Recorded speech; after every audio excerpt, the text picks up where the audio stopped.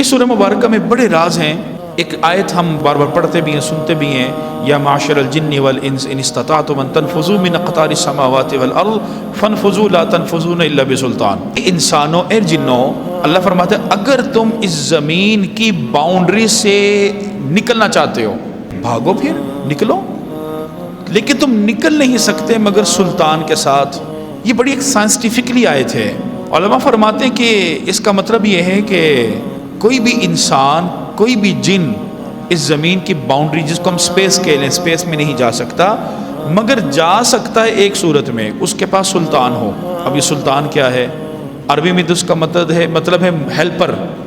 لیکن آج کی جو سائنسٹیفکلی تفاسیر ہیں، اس میں اس کا معنی کیا جاتا ہے راکٹ کا، کہ without rocket you can not cross the boundary of earth.